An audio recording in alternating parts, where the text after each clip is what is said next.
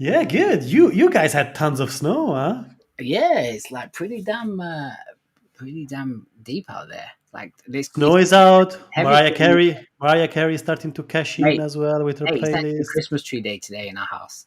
Yeah, I'm it's gonna. her time of the year. She needs to cash in. You Yeah, know. she needs to get that check. You know what I mean?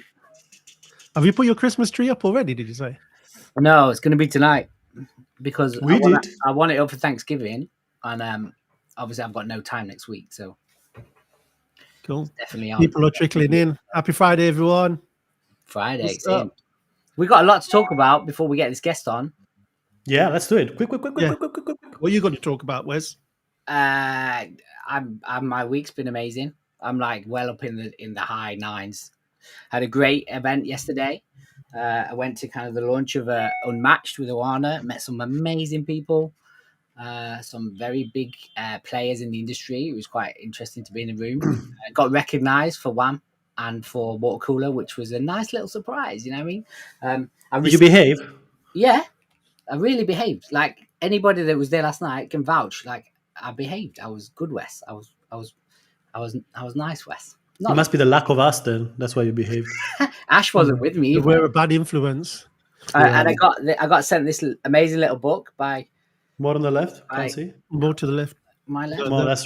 Yes. This Essentials. Yeah. Yeah. Mhm. Oh yeah. Dixon Baxi. Oh, Like they from sent Dixon me a Factories. gift in the post.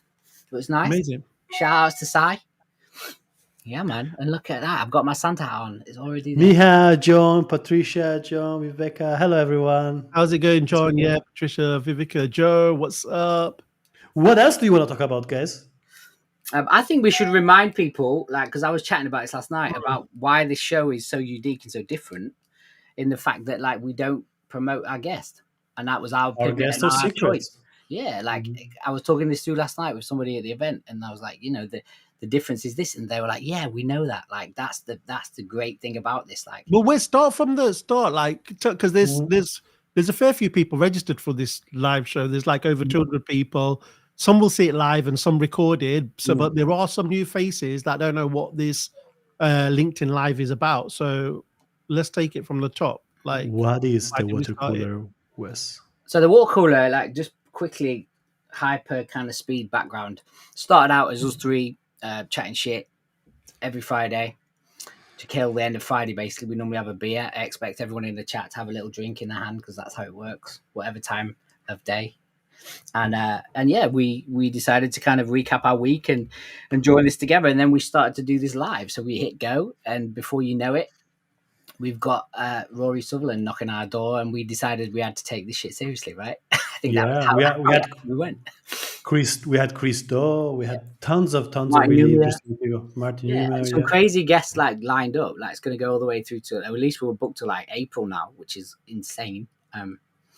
So yeah, and the pivot for us was like, how can we make this interesting and do nothing, or do something that no one else has done? And like, let's just not announce the guest. Let's just bring them in, and roll with it. And that's just how it works, man. Yeah.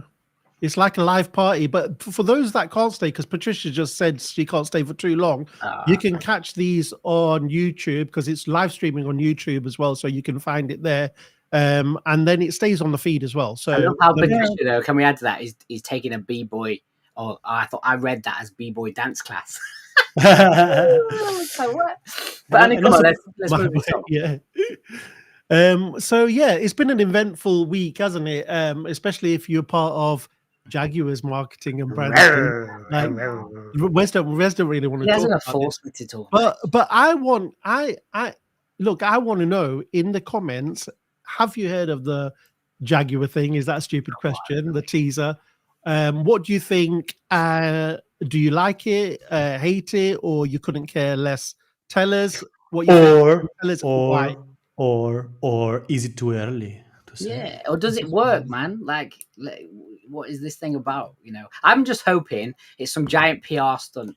I really do. Like, and then they're gonna like backtrack and like go, oh, we listen to our people, and we're gonna go back to the old logo, and then they get double hype, double attention, drive their sales up. Clearly, what that. So they're all. At least if this was a hate hook, they fucking smashed it. Yeah, 100. They got the Globe giving them PR for free. Like, If Yeah. that was the strategy, genius. Yeah, I mean, like, Yeah. I've seen some other bits today that's come out, like the grill. They leaked like the grill or the box and the Yeah, cap. it looks nice. It looked a lot better and a lot more kind of like the essence of what this brand was. But I don't know, man. Like, yeah, it's too early. I think Martin's right. Of course, it's too It's early. clearly just a teaser. This is. There was no car inside. There was no nothing. So you know what I mean. Like, there's clearly got to be some more depth to it. Listen, it is too early, but they deliberately released it with very little to back it up, right? And the humans do judge a book by its cover. So you fucking release a book to the covers in the Ethernet without any content into the pages, and you expect people to shut up? No. So it's definitely deliberate. But yeah, we will see. We will see. There you go. Anyway, let's get going, guys, Yeah, because let's we get have going. Bro, something this is really special brewing up today. Like, Yeah. Yeah. and I just want to point this out. Like, this guy just said he doesn't do this often. So we are very, very grateful, and you Honored, guys yeah. should be really blessed that this is actually happening. Yes, and please Shit, be man. selfish. Be selfish. Ask question. Go home with something. Yeah, man. Yeah, exactly. In the chat. So, right, topic AI. Another one that is also polarizing. When you mention it to people, especially when it comes to, I guess, creativity, authenticity, branding, etc., which I can, for one, understand. Why people are resistant in terms of using it to kind of scale content. But then also, I believe, like, is AI the problem, or is how we use it the problem? And let us know your thoughts and which camp you sit in. But I think this guest today is going to let us into some secrets here in terms of how, not even secrets, just how he uses it, and his whole. He came up with this title, "Powered by AI, Made by Humans." So there's obviously has to be that human touch. Either way, it's not going anywhere. So what's the answer? Let it pass you by, or learn how to master it before it masters you. And that's not my tagline either. That comes directly from our guest. Yeah, we all knew that it was not yours because it's too beautiful. And everywhere you turn, this guy's there. He's got a WhatsApp community, emails, LinkedIn, YouTube. Anyone looking in would have thought he's cloned himself. The amount of times he appears everywhere. Do we even know if this guy's real today? Like, is this? This guy is real today, yeah. One thing I can say, he's one of the hardest working, or maybe I should say smartest, content creators I've seen in a You're long dropping time. it today, Ash. What the fuck happening? You're dropping gems, mate. Well, I'm bigging it up, and he deserves to be. I think many of you know who, obviously, I'm talking about now. And if you don't, we're honored to make the introduction. Welcome to the Watercooler Brand Talks. It's none other than the founder of EasyGen himself, Ruben Hassett, everyone. Yes. Wow. Such an introduction. Yo. You can download it and use it again, Ruben. Yes, exactly. I want to come to my office every day and someone just announce me like this, like we used to do in the real life. Like, please hire us. We are looking for some extra invoices. We're happy to make introduction anywhere. Like in the medieval times. Thank you, guys. Thank you so much. I'm happy to be here. Yeah, man. With the whole Watercooler community. Definitely. It's a blessing. Well, thank you for spending the time with us. So, Ruben, a lot of people know what you do now, but give us a little bit of a brief history in terms of how you got here. How did it start to be a robot? Started with actually, what's interesting is that I started my, let's say, marketing career making contents, just spreading the word about someone doing something to the rest of the world in music. When I was 17, I was obsessed with techno music and making bedroom producers known, because these guys were obsessed with making music, but they had no idea how to make it known and how to make a living out of it. Because for 99% of them, there's a difference between actually making a living or just having a passion and that's it, So at 17, I started my own music label in the techno music industry. And I've done that for like 8 years until I was 25, and learned a lot along the way. I was from Paris. I moved to Seoul and then Berlin, and eventually all of that skills, I just kept on doing it, but for then in a different industry, in fintech, and then I did it for myself because I was obsessed with AI the day ChatGPT got out, 30th of November 2022. I still remember that day, and here I am today, teaching the world about it. What drawn you into the whole AI space? Was it just because it was this big new Actually, thing? yeah, the story is quite funny. I was in Berlin at that time. Motion Lab was freezing to death. My beard was literally frozen every time I would go to Motion Lab. It was this big co-working space, and I had a friend there called Ali, and this guy had to write his thesis, but he hated both his teacher and the thesis itself, and he was working on this like crazy startup on the side. And I was trying to help him using Jasper at that time, was before ChatGPT. Mm. And then I was just hanging out on Reddit, on Discord, and on the 30th of November, I remember ChatGPT got 1 million users in like a day or two. Yeah. It was like this small thing bot, and I was like, huh, okay. And I just went there and I tried to put the title of my friend's thesis, which was about electrical computer engineering, like some deep stuff I don't understand obviously anything about.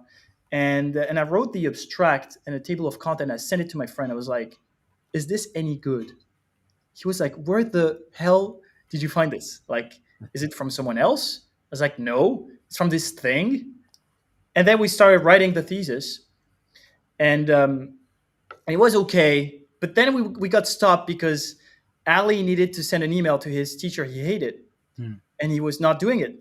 And I was like, wait, but we don't have to write it. Maybe if we use that chatbot to make some emails, you can even have like this conversation with him without writing anything. And by the middle of December, he sent everything, and I was back to Paris from Berlin. And then I was like, that was just too fun. I need to read the entire documentation of that thing, and I did.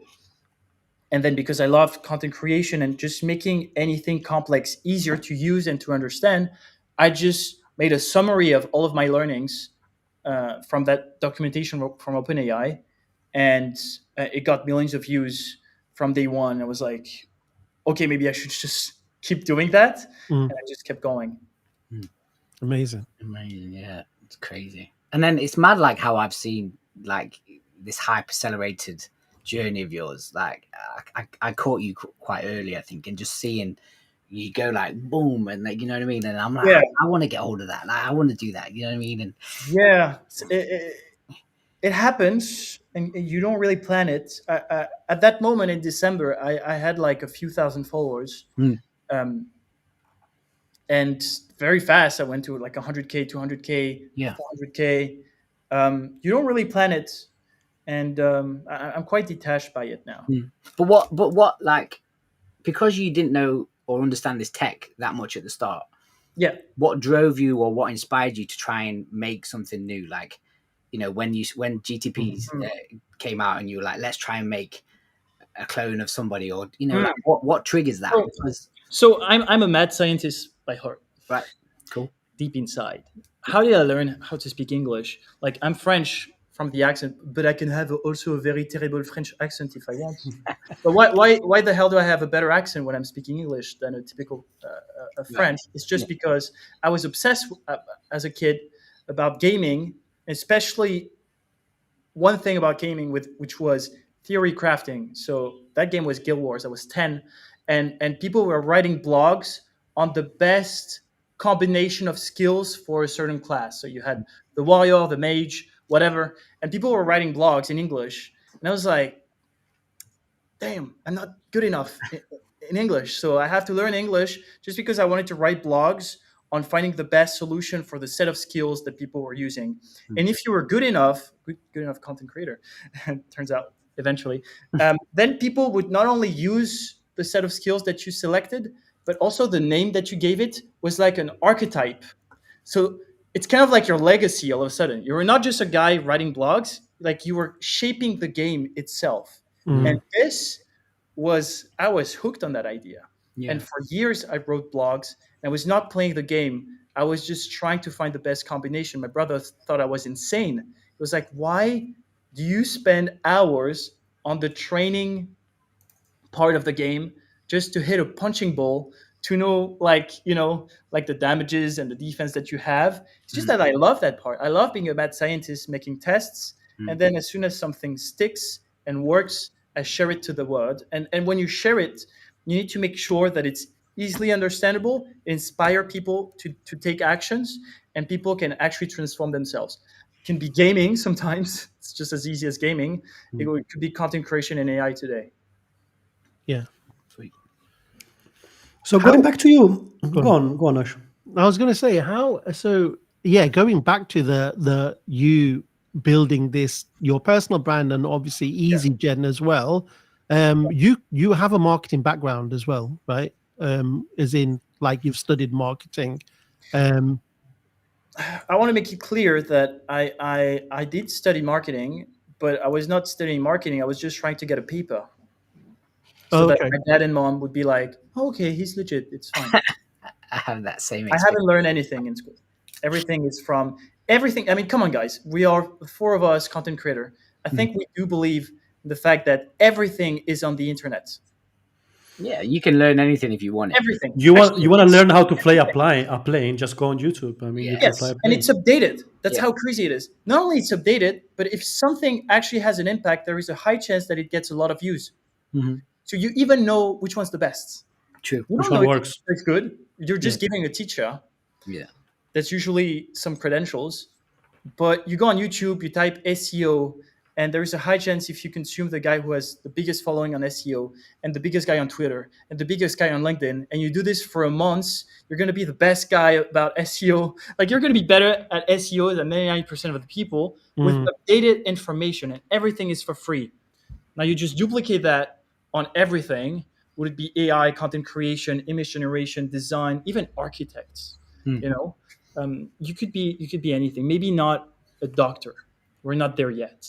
Yeah, I think the fact that how fast AI is growing, it's just changing things so much, and keeping on top of the things is the first challenge, I think, because it's going so fast. And the reason why I asked that initial question as well is because you get a lot of marketing people, or in any industry, that have spent so much time in their craft and years doing what they've done and doing it well, and then Yeah. all of a sudden this new thing comes and disrupts the whole game.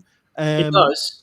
And but then it's like, is that part of the resistance of the fear of how fast it's growing and knowing how to use it, or is there something else, do you believe? It's definitely something else, which is quite funny. I love the fact that people today, they almost realize that we need less people to do things. It's so funny. Have you ever watched Mad Men? Yeah. Yeah. Aren't you like, I am baffled by how many people you needed In to a, do in a anything. marketing adding. You had no emails. Yeah. You needed 5 assistants just to read letters because people were sending letters to each other. But you need someone to open it, read it, summarize it by paper, obviously. Yeah. You needed to book meetings. Someone else has to do it. Now we forget Stripe, Calendly, email, Slack, Restream right now. That used to be insane to do. That you needed so many people, and I'm not even talking about AI. You know, it's nothing about AI. The fact that EasyGen, we're like 2 at EasyGen, and I own 80%, so it's mostly me actually. And I can serve. I have 30,000 users internationally. Could you imagine before having 30,000 users internationally? Bonkers. Being 2, processing payments, like everything. It's insane, and it didn't happen with AI. It just happens. But to go back to your point, actually, the one that has experience, if you understand that it's how the word's going to change, it's going to have a massive advantage. I'm going to give you an example because it's probably my favorite example. It's with using Midjourney. You guys know Midjourney? Yeah. Yep.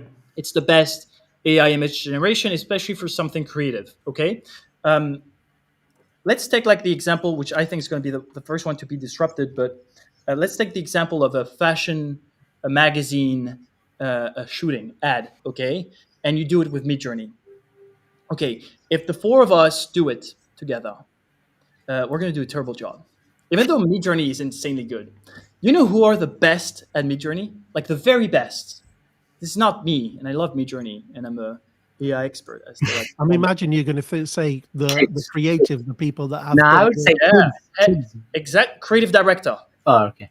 But why creative director are much better than me at Midjourney? because they Even understand. though I know Midjourney from A to Z, it's just that a creative director, if he generates 100 images, and I generate 100 images, when he sees the 100 images, he's like, that one. Or that one, but it requires just a twist. Mm. That one, I can create a concept, but it's not the right colors. I don't know any of that. Like I have like some tastes, but he has the ultimate taste of experience. Yeah. But if he embraces AI and he gets to my level of how to use Midjourney, which is not that hard, and it's going to get easier and easier, the fact that he has experience and taste, he's going to outshine anyone. Right. And his ability to create projects for 10 brands instead of one, just like you don't need 5 assistants now, you just need Calendly. That's what's going to happen. That the good guy who has taste and experience, who's the human behind the AI, will outshine and replace a lot of the mediocre ones. Right. Yeah. So that's your segue into like why it needs to be human powered. Is that what you? Yes, not only it needs to, it will, and it will keep being human powered. Right. What's okay? Maybe the counter arguments that we've seen recently. When I say recent, is like this week. There was this case of like, what about doctors? You know, Yeah. and it's a very touchy subject, and I'm going to make it even more touchy. My mom is a pharmacist, my brother is a dentist, and my sister is a gastroenterologist, and my sister's husband is a urologist. Everyone's so Ruben, freaking what doctor. happened? What happened to you then? Yeah, what happened with you? Yeah, I don't know what happened, but I'm like the weird duck, you know. And everyone's like, "What the fuck do you do, actually?" You do the thing with the computers, right? I'm like, It's the same for me because my mom is a doctor, and my brother is Yeah. a doctor, and my father is an architect. you see, Same. What happened to me? I don't know. I got What dropped out of happened? the I don't know, kids' man. bed probably.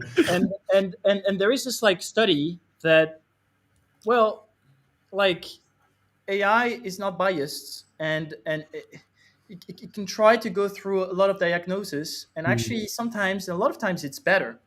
I think what's going to happen is that you still want a doctor. Yeah, I think you need reassurance, right? I think that's where it comes from. But The empathy. what I'm gonna make sure that my doctor uses everything. Yeah.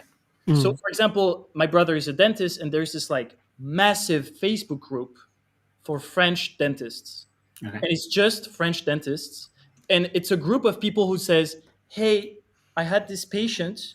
Here is the radio, and I'm not sure about my diagnosis. He has this and this and that." And then you have like 30 dentists being like, "Ooh, I think it's this. Maybe it's this." Like they help each other. Yeah. And Yeah. and to be honest, if I'm going to a dentist and I have like a funky diagnosis, Yeah. I want my dentist to go to that group. I'm like, use the thing, you know. Yeah. Go- Go for and that. go and ask the dentist, right? Well, in the future, and like a very foreseeable future, probably 3-5 years, I'm gonna ask my dentist, like, use the generative AI, like the large language models based on dentists' diagnosis. I want to have the full thing, like the human using every tool, and Yeah. AI is one of them. I'd say, like, I don't know if you know this, but I read that an article that they were testing prescription AI in Austria, in Vienna, I think it was. Yeah. And I think it was like a 99% like hit rate that it was correct in everything it did, and that's basically just prompting with your own symptoms to a brain, and it was giving you your prescription back. It was like insane. Like, so I just think it's a matter of time before that happens, right? Is that like the pre-diagnosis? You know, Isn't it something like I'm happy about it? Like, yeah. We will need less people to do certain things, but I can give like 100 examples. To go to the airport, you need to pay someone to carry the luggage. Right? That was a job. That was a full-time job. Yeah. I am a guy who carry luggage. Yeah. Because you needed that. Okay. are these guys like is it a problem that they're gone? No, I think it's fine. It just evolved. Yeah. And if a lawyer can do the job of 100 in 5 years or 10 years with the same precision and same quality, it means that he's going to make a little bit more money, but paying for a lawyer is going to be way cheaper now, and that's massive. And a lot of people, what's going to happen is that a lot of people that were not using lawyers, were not paying for lawyers, are going to start doing it. You have the same example with websites, for example. Yeah. Paying for someone to code a website is super expensive, okay? Especially 15 years ago, okay? So you wouldn't have a website in the first place. And then you had players like, I don't know, Wings, Card, and they were just website builder that you pay $15. It's not the best, but all of a sudden, I'm a student or whatever, and I'm paying $15 and I have a website. And I wouldn't pay the $6,000 in the first place to get a website. So you're saying it democratizes it, Yeah. a lot of things for a lot of people, right? Yeah. What if I tell you, Ash, that there is a doctor that is 90% accurate and you can ask and say anything to it? It's private. All of a sudden, that little thing that you put on the side because you're like, I don't know if I should see a doctor for that. Yeah. All of a sudden, you're like, hey, if it's a 2-minute conversation and everything's private, it's not even a human being, might as well. It unlocks your behavior. I think every man in Yorkshire would use that. Like that's a certain part of this country where they're very proud men and they don't like giving people a doctor. Like my dad is that. Like he's literally that. It could unlock them. It's not about Yeah. replacing, but suddenly they're going to have a behavior that they wouldn't have in the first place. So moving into the future then. So I was talking to someone about this, and as of now, or maybe it's progressing, but like AI is kind of in a passive state where we've just got tools, right? And Pretty much, yeah. And then the evolution now is what you're saying, which is what I've heard. It's then going to move into an active state where it's going to start replicating or removing people and jobs. Right? So what I think from my very non-technical but obsessed vision of the whole industry, what I've seen is that for now, layer one, which is models, okay? When we talk about models, people think it's ChatGPT. Actually, ChatGPT is a chat of GPT. GPT is the model. Right. This is where the intelligence happens, okay? For now, the layer model is too crazy. Like every 2 weeks, you have an update. Every week, there is a new player, a new way to do it, new academic This is on it. it. So fast. You have companies raising record seed round, like 6 billion, bang, and we're gonna buy 100,000 GPUs to build the first layer in 2 years with a even better what we call frontier model. Okay, what I think is true is that for now you have layer one, which is the models, that is too crazy, like goes too fast. This is why we can't really feel it somehow. Layer two is what I have with EasyGen, where I use a lot of those frontier models plus my expertise about content creation, so that the end users, they just use my layer two and I'm using the layer one, which is the models. Okay. Now I do think that you have still a lot of companies on layer two, but we have to buckle up. Like I'm changing and twisting EasyGen every 3 or 4 days. Wow. But just because the layer one, the models are changing so fast, it's crazy. What I think is going to happen is that in 3-5 years, at some point, the return on those models are going to diminish, meaning they won't upgrade as aggressively as now. So there is that.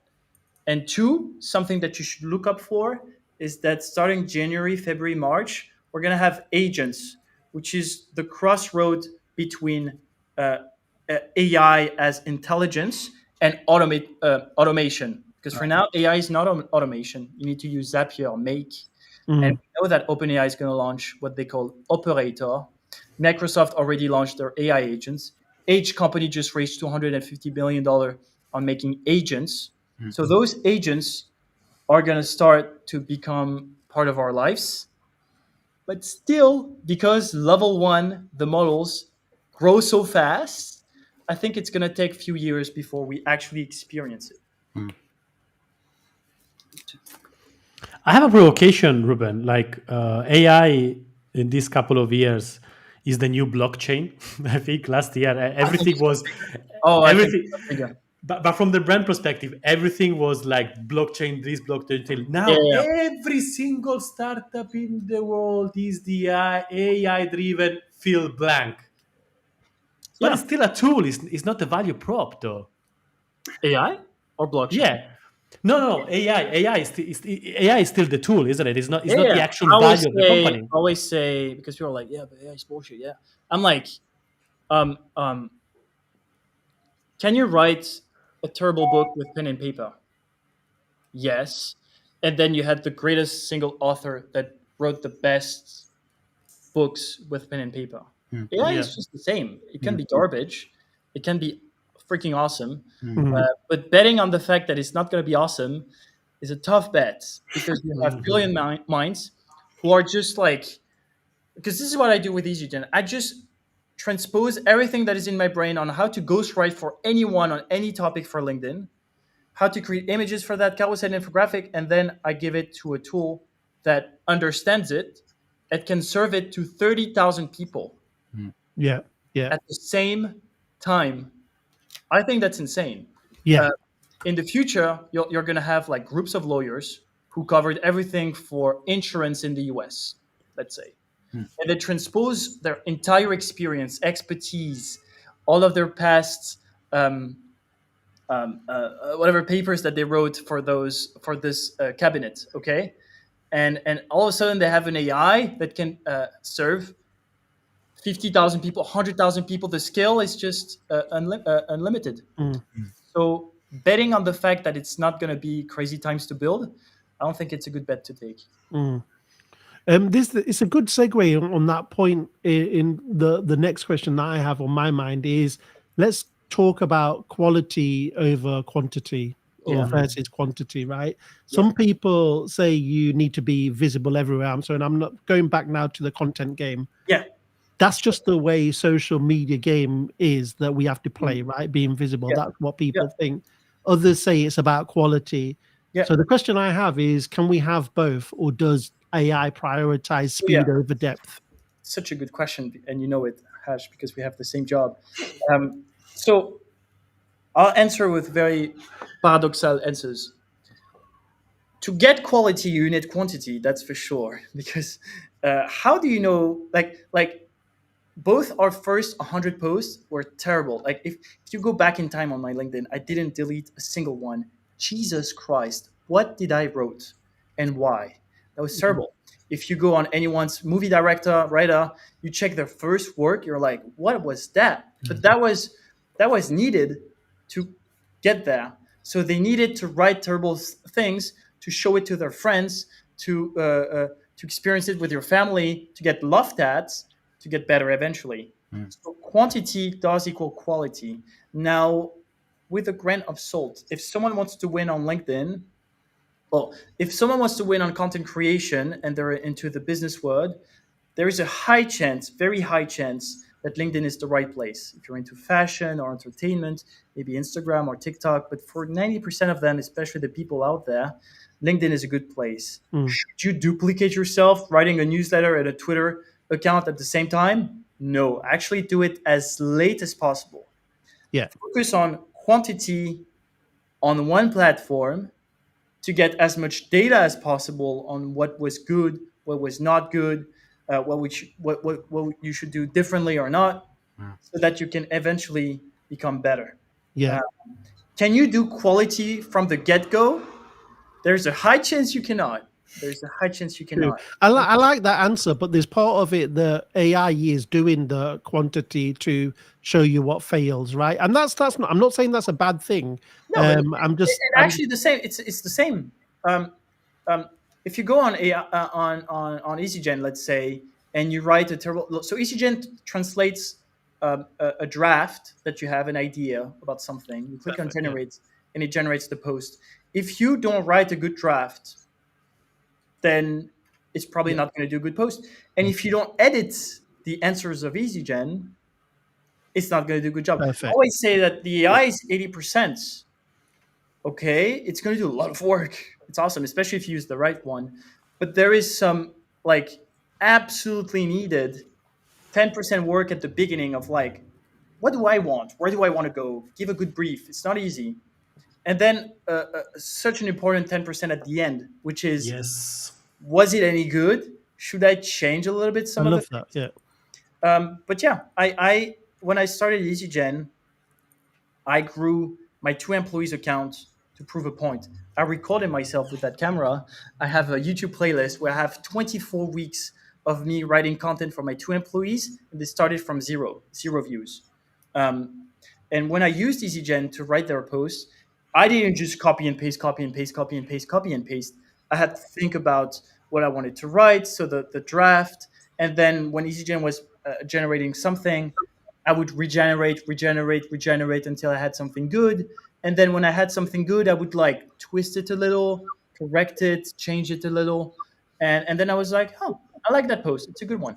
I love that. I love that you've explained that process, because that was kind of what I was getting at. Because what we see now, whether it's images, design, or writing, we see a flood of Yep.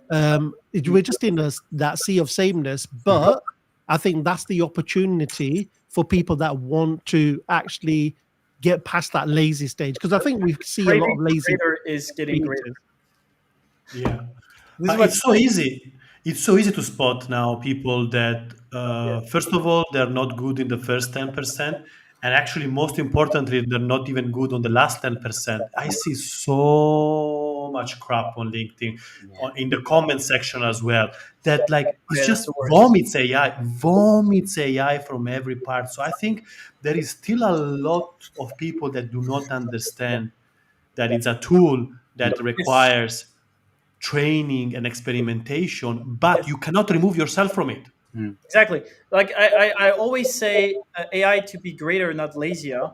And I've been approached by probably every single AI comments tool on the market for LinkedIn, because they're like, hey, you're the AI guy, so just promote our stuff. And I'm like, no, don't do that. Um, don't do AI comments. It's not because AI is nice that you should use it every time. I want it to be a helpful assistant for myself. I don't want to remove myself from having a meaningful connection with my community. Yeah, totally. Yeah. So do I want the movie director to use it to kind of like brainstorm 100 different scripts? Yeah, awesome.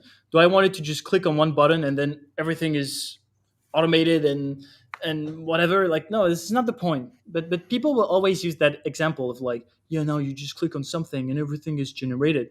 Yeah, but like before AI, if I would go on Google and say article about podcasting, and then I would just copy everything from Google and post it, it wouldn't be any good, right? So it's kind of like the same. It's just now mediocre is easily attainable. So the craving for something great is even greater.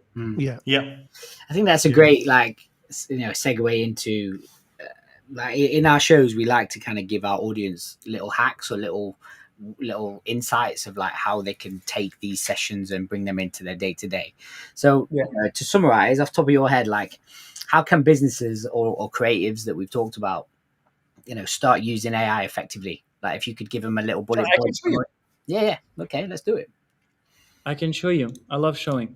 So this is EasyGen, my humble tool. And actually, you guys have the exclusivity that I released the image generation feature yesterday. So let's go. Woo, woo. Let's try to start with a topic. Because AI makes. Actually, wait. I like to do something fancy. Because AI makes everything so accessible, we are craving for greater, not lazier. So this is AI as well, just translating everything from your voice to, and then you just click on generate. And I have something. All right. I have a whole post. I'm going to remove the call to action, which is embedded into EasyGen. But this is my employees EasyGen, so I'm going to remove its CTA. And now I have to, like, if I had time, but we don't have 10, 15 minutes, I would reread everything. I would preview it on how it looks on a phone, and be like, okay, do I want to have this? Is this a good one? Do I want to have it like this? Uh, so greater achievements. Is it the word achievements that I want? Do I want to get rid of this? Do I want to get rid of that? Like, it's endless, right? But I like the fact that very fast I could generate an idea, and I'm like, I like how it's going, or maybe it's lacking something, Maybe it's lacking. It's not about the quantity of things you can create, but the nonstop iteration that AI. God, it's hard to type with this. That AI offers to produce something greater. So now I want to generate it. So this is interesting. Maybe that's like another take, All right. I want to generate another one. I want to generate another one. So I'll probably do it until I have like one that I love, right? Yeah. Yeah. Let's say this one is good. All right. And now for your own eyes, I'm going to generate the quotes. So the way I build the feature for images is that you can generate quotes. Right. All right. It's going to generate 10 quotes. And I'm going to select the one I prefer. Usually I go for something that makes you emotional, like that Yeah. that truly makes you feel something. It Yeah, makes, and only you can be the judge of that, right? Because you're the yeah, you're the one. See, it's the human behind AI. Yeah. You see, I don't like everything.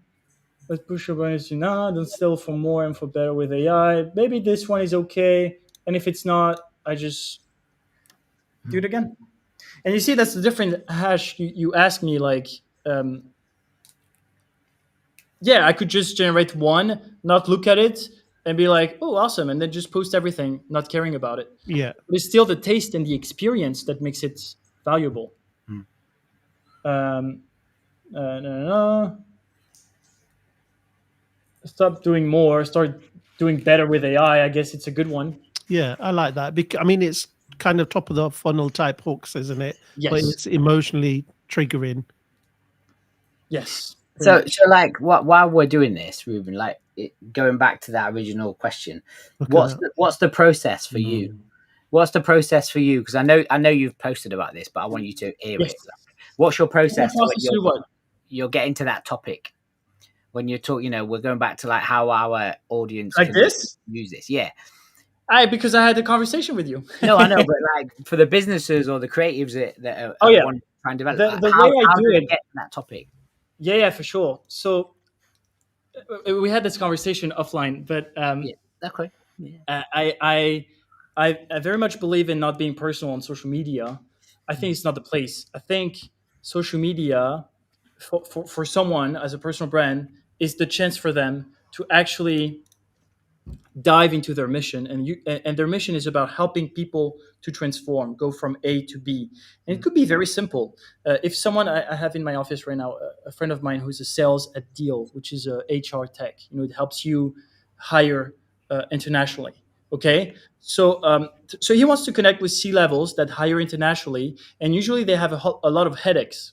Okay, it's a pain in the ass to do it, right? So he could say like, oh, no, but it's not my life mission to do it. It's okay. You don't have to make it a big thing. Maybe it's just to help C-levels hire internationally. So, okay, what kind of problems do they go through? What's their day-to-day? Be in their shoes. What kind of big problems they have? And what are like the 100 solutions that they can go after? And why should they pick any of them? Talk about their problem, offer some solutions. Doesn't have to be pushing your tool, just deal as much as possible. Who cares? It's really about solving the problem. I met someone in Tel Aviv who was asking me this question, like, what do I talk about? I want to talk about my breakfast. I'm like, don't. He was into helping. He had a tool to help digital nomad with their finances and especially with accounting. And I was like, oh, I'm a nomad. I'm an international nomad. I'm a French guy living in Israel, sometimes moves to the US. I'm your target, you know? And he's like, okay, then what should I do? Should I push my tool to you? I'm like, no, be part of my crew. Like, and I ask, are you a digital nomad? He's like, yes. I'm like, okay, what kind of problems do we go through? What are the things that are annoying, you know? And I told him, like, for example, at that moment, I had a problem with currency fees. And I didn't know which one to use. And I had some problems with that, you know, because I transferred some dollars into euros, into shekels, and lost some money doing that. And I was like, if you can make like a content on that, it'll be awesome. And he was like, but it's not my tool exactly. And I'm like, who cares? If you're someone that I'm following every day because I know you're going to give a nugget about helping me move from being a terrible international nomad into being a better one, now you're becoming a step into my journey. So the day you're going to share about your tool and how it's going to help me, because it should, right? It's this industry. I'm going to listen to you. I'm going to be like, hey, he's like, and I give that example. It's like the garage. How do you say garagist in English? The guy who's fixing your car. Mechanic. Mechanic. It's like the mechanic. If the mechanic keeps charging for everything, you're like, this guy just wants my money. But if the mechanic sometimes says, oh, there is nothing, and actually this, I cannot do it, you should probably go to that station. You're like, this guy cares about my money and my car. And not only I want to make sure I spend my money with him the day I need it, but I'm going to tell about him. Everyone else.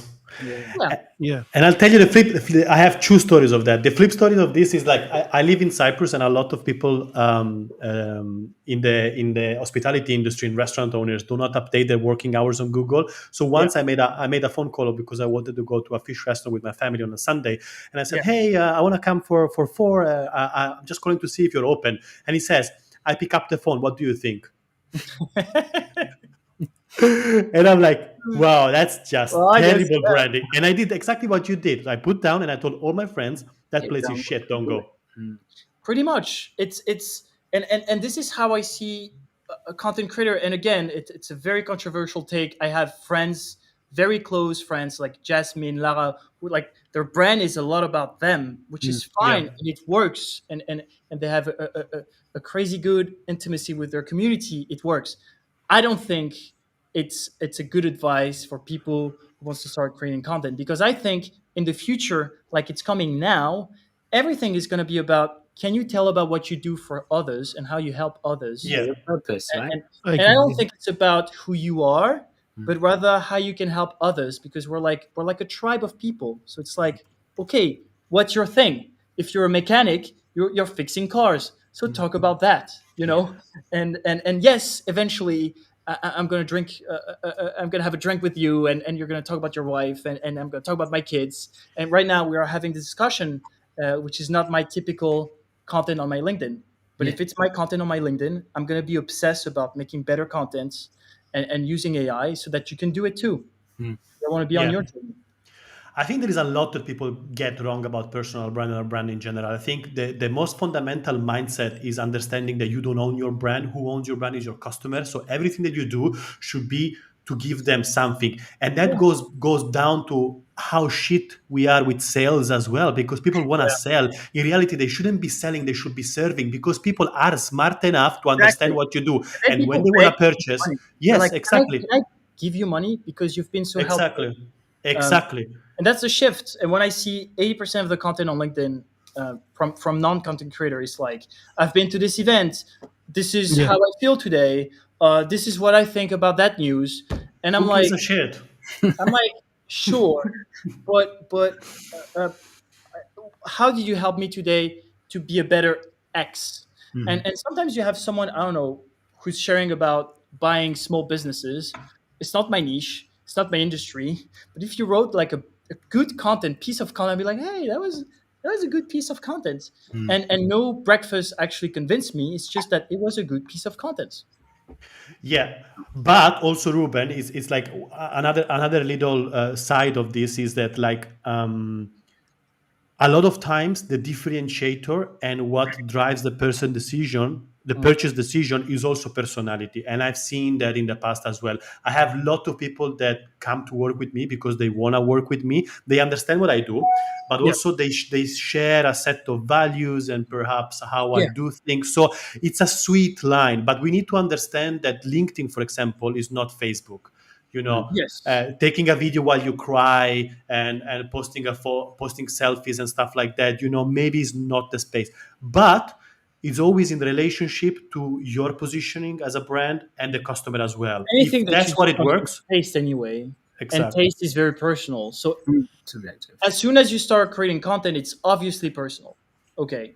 But if you are, let's take like a very random job. If you're a DevOps in a tech company, okay, you're doing some hardcore stuff, okay, and you're a freelancer actually, let's say, and you're looking for to get clients because you're a DevOps. That's what you do. You help companies figure out, I don't know, cybersecurity, you know, but the fractional. So you're a freelance cybersecurity guy, okay, and then they come to me and they're like, should I say that I've been to this event, or that what I think about the new Jaguar ad? Is this personal branding? Because personal branding is personal, right? So I should not talk about my expertise, but rather about who I am and what I think. And I'm like, this is where you get it wrong. You know, sharing about your expertise is very personal, and most importantly, content on social media is about me, the audience. It's not about you. Who cares about you? You're just the vessel. Amen. Mhm.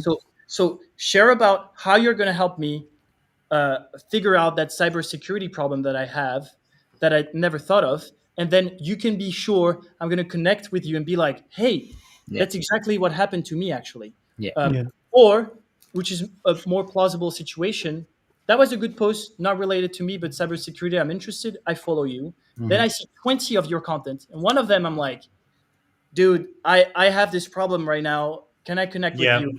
And then we jump yeah, on a call, and now you get to be personal and share about where correct. you live. You have kids. Now we build up a relationship. Yeah. Yeah, I do like that. And actually that might happen in 5 years' time. You made the connection. Let's not forget that positioning is about being positioned on top of mind for the Always. longest time. Networking is like this. I had someone on my link today. He might convert in 5 years, Mhm. Very but much. between today and 5 years, I need to become staying top of mind. And the other good thing that I always like to say, people when we're talking about content, is that you might not even have the solution, but if you're able to speak about the problem of your customer better than them, they will understand and they will trust that you Yes. have the solution. You're teaming with them. They're Yeah. like, oh, he's in my team. He Yeah. he He he speaks has like me. a He problem. understands it. Yeah. He's like, because this is what it is. Like the word is tough, and you're looking for people who can fight with you. You're like, hey, he's a fighter. Yeah, yeah, I get He's you. a fighter. He has the same problem as me. I do have a it's not a counter argument, but I have another side to that, is that sometimes those personal stories for me I feel has worked, but and I'll tell you why when I say for me Mm. is because some of my audience is looking for that. So it still comes back to what is your audience looking for, and it Yeah. comes back to them. So, and I think there was this whole trend, I think especially during kind of COVID, where Yeah. people wanted that connection and they wanted to share that personal side of, because that's, they needed that connection. That Yeah. it did went really well for the people that were authentically sharing their story. But then you saw this side of these contrived personal stories, like Martin mentioned earlier on, and it was just fake, and it was like, and it just flooded the whole feed of that stuff. So I think my take on it is like it can work, but Yes. it should work for your audience. I'm not saying no one should ever do it ever.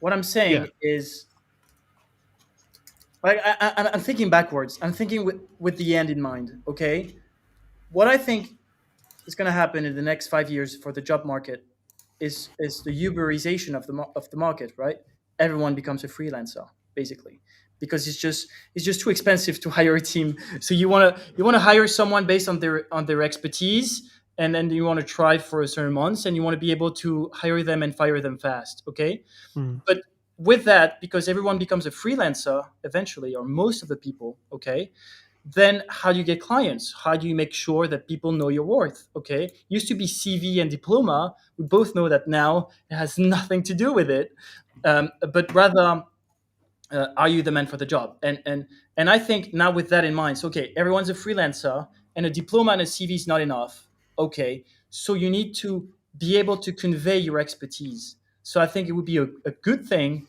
if more people not become content creator like me. I'm cranking up 5 type of content per day: newsletter, YouTube, Instagram, Threads, Twitter. I have a team around it. LinkedIn, obviously.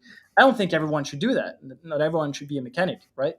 But I Yeah. think because everyone's going to become a freelancer, people should start making a little bit more content, not about I them agree. Yeah. as personal stories. They could do it, but rather about how you can help others so that they can hire you, so that you can get promoted, so that we make sure that, okay, this is how you're useful to society. Now, I do want the stories. I love your post, Ash. I do want them, you know. I do love the post from Lara, from Jasmine, from Taslim. But I don't think everyone should do it. But if Yeah, I everyone agree. is I a agree. freelancer, everyone should share about their expertise. Yeah.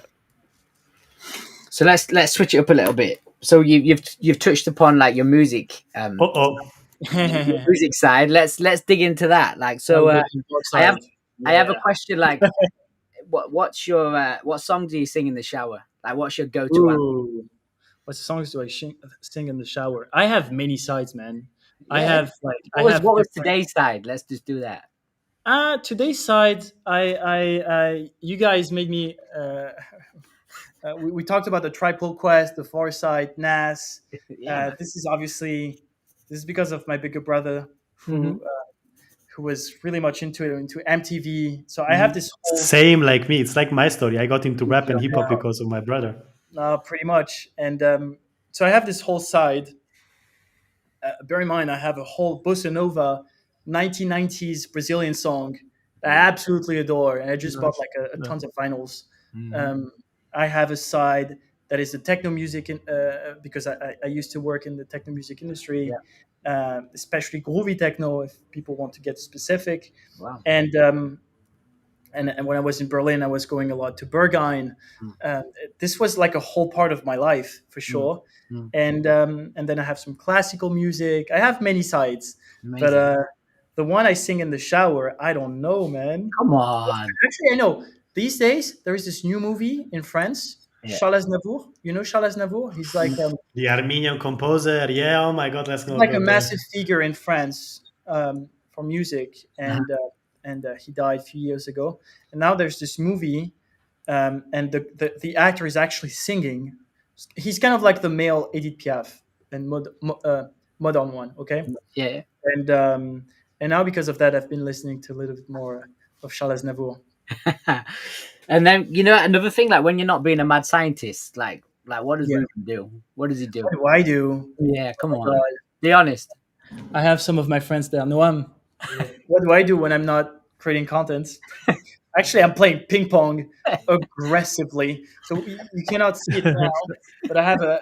Can you go and just move the camera so that they can see the ping pong table?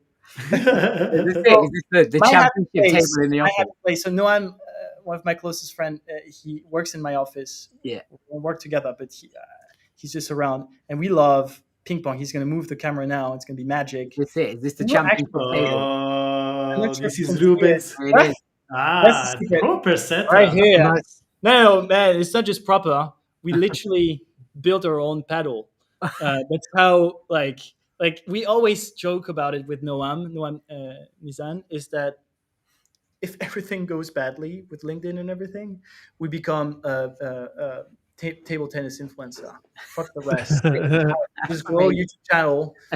We go to Bali or Thailand, I don't know, and we just play every day. That'll be I'm looking forward to Genius, to man. read some of your content. What are the best ping pong balls? Yeah. You need to start. You need to start sowing them seeds. Yeah, man. Yeah, I mean, I'll be so happy. Are you kidding? Like, just like Do you guys remember Forrest Gump when he had the ping pong part? same. You see, it's the same mad scientist vibe, you know. Yeah. It's the Obsessive, creative right? side, I guess. I don't know. Great movie and great music also, by the way, that because it was only the 70s in US, True. right? Psychedelic rock. Yeah, Good trip. that was some good And stuff. then lastly, before we let you go, because I know it's coming up to the hour, Ash loves this question, but we always put our guests on the spot and say, if you could ask us a question, what If you would could it be? Yeah, if you could ask us a question, what would it be? ask you a question. Yeah, it was us three. What you got one for us? Actually, there's something about content creator that I love to ask. Mhm. Is that we create content for a living. So usually the amount of content we consume gets smaller and smaller. Is there like one content creator that you cannot miss? And it could be a Twitter, it could be someone on YouTube, it could be some guy making food in Japan. That's good. That's a good one. That's a Yeah. good one. One Good content question. creator or newsletter or something. I have that- my answer. Yeah, I Come go on, on, go yeah. for it. This is going to be a great sense of like personality as well. I think these answers. Yeah. You could get a great read from this. Come on. Mark Ritson. Oh, you like Ritson? I didn't I think love you'd say that. Ritson. I didn't Yeah, think you'd he's a dick, but I like him. Yeah, I agree. Mark Reason. Who's that? Yeah, He's a marketeer out of Australia. I think he's originally Marketing British. professor. He writes a lot for marketing. He's Yeah. very controversial. Like, Yeah. So Very nude, crude, straight to your face. He always Nice. slaps you. When you're reading his stuff, it's just like a slap. Nice. go Go on, on. go on, Wes. so I binge on Matty Matteson. I don't know if you know who this guy is. But Johnny Matty Matteson. He's in The Bear. He's one of the actors in The Bear, but he's actually a chef. And I literally binge on this guy. Like, he's like the most uncrude. Like, he's got tattoos. He's overweight. He has like ripped shirts on and shit. And he literally just cooks like he don't give a fuck. It's like the best See? content ever. Just genius. That's the bet. And you know that if the video is gonna pop, you're gonna click on it. Oh, It's like- mate, I literally I watch them over and over. Like, if I just want to giggle, I'll be like, it's fucking. And Come on, for Ash. me, I think it obviously changes. I go through phases. At the moment, I'm loving Greg Eisenberg. Oh You yeah, know- I love Rick. He's on my list as well. He's I love brilliant because like he was an advisor, I think, for TikTok, WeWork, but he just comes up with some like really clever ideas, man. Pretty And, much. yeah, and he love interviews some great people as well. Hackers Ecosystem on Twitter is awesome. Yeah, yeah. What about you? Who do you consume at the moment? There is one you're gonna be surprised. I have many. Okay, I have many, but one that is always surprising to people. There is a guy. He never show his face. Okay, he's only doing YouTube shorts. I cannot miss one of his YouTube shorts. It's impossible. Is it a faceless channel or is it a guy with It's the his mask? channel, he's like he has a camera here. It's a POV, Right. and Oh, he's okay. just walking around in Japan. And what he does is that he tests the most random Japanese restaurants. He lives in Japan. He's an American guy, and he's doing a voiceover. And you know he has this very British humor where you make people laugh without really trying. You know, and I absolutely adore his reviews. Sounds and cool. my Google map is filled with like this place he loved this, and Yeah, sometimes yeah, he goes somewhere. It's like this was absolutely horrendous. It was horrible, and he always makes me like laugh. And I love like he's unhinged. Mm-hmm. He doesn't need to show his face. I loved Daft Punk when I was a kid. Daft I Punk. love the fact that no one knows who he is. He has Yeah. 1 million followers. He just goes to random Japanese restaurants. He's not paid for that. He's just like enjoying food and sharing it. You know. Yeah. It's good Yeah. value there, isn't it? All of us, different people, different type of value. So Yeah. value can be anything. Judge on personality, like I said, man. Totally. Mm. Right. Thanks. Thanks, We're Ruben, thank you. above the hour, so thank you guys. for that, Ruben. Obviously, follow you everywhere, right? Yeah. Follow him on everything. If you're part of the 1,000 true fans, go for it. If not, you'll just see me popping sometimes. But yeah, man, like just let everyone know, you know, for those that don't know, where they can follow Where you. to find you? Yeah. LinkedIn, Yeah. Twitter. Yeah. I have a newsletter. If Yeah. you go on easygen.io/blog, I have a newsletter on how AI grows my LinkedIn. It's free and it's every Sunday. I think your community is great as well. I'm part of that, so that's something to get involved in. But yeah, man, just keep doing you, man. Don't change. That's what I'm saying. Thank you guys. Thank you so Alright. much for having me. Thank Thank you so much for sparing that hour, man. I appreciate Thank you, man. it massively. Take care. All right. Yeah. See you later. Take care of yourself, bro. Wow. This was wasn't an AI bot. We broke him at the end. Definitely Yeah. human. I told you, like there is some emotion in there. Let's get it out. A great conversation. Another great Love it. conversation. Yes, mate. And we did break the. That's a great question. We seem to do that every week now. Every Bible. Yeah, well done, Ash. Well done. Did good today. Yeah. Was that me? I forgot that's already. You. Yes, you. You actually did it. Thanks everyone for joining us. Really appreciate it. Have fun, whatever you're doing this weekend. Yeah, don't be naughty. Don't be naughty. Bye.